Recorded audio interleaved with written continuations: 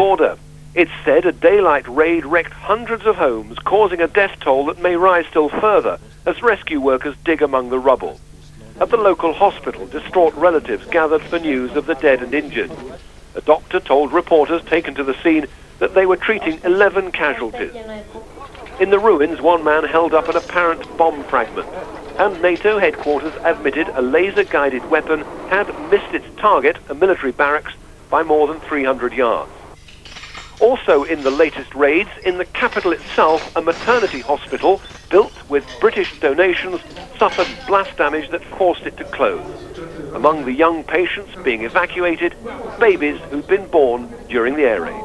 Jeff Mead, Sky News, Belgrade. Ethnic Albanians who live in Serbia have been crossing the border into Macedonia to avoid conscription into the Yugoslav army.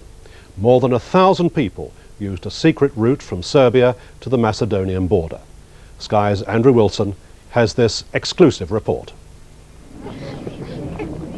Deep in the hills on the border, not with Kosovo but with Serbia, they suddenly appeared. About 1,000 refugees shaken from their beds in the early hours and put on the move by soldiers in tanks. When we found them, they'd been walking for 15 hours. Their passage through remains a secret. They feared Serb and Macedonian patrols alike. Stopping to rest, they told us that the Serbs were now drafting Albanians into the Yugoslav army, which explained the numbers of men amongst them. They're issuing draft papers and handing out uniforms, so that's why we left. They want us to fight against NATO, or just leave the country.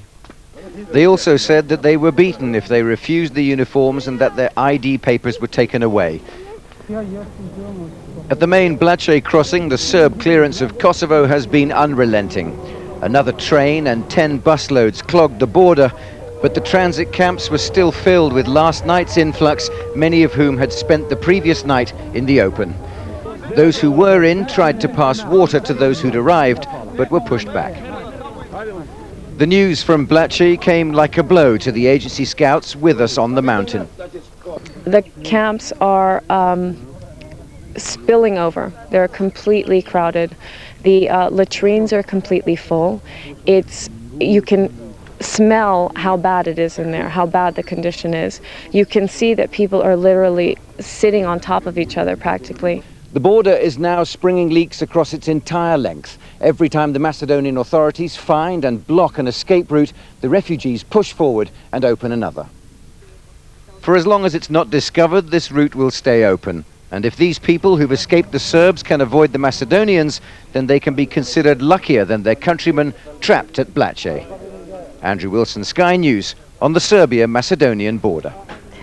Here, a man has been arrested after a police chase and siege in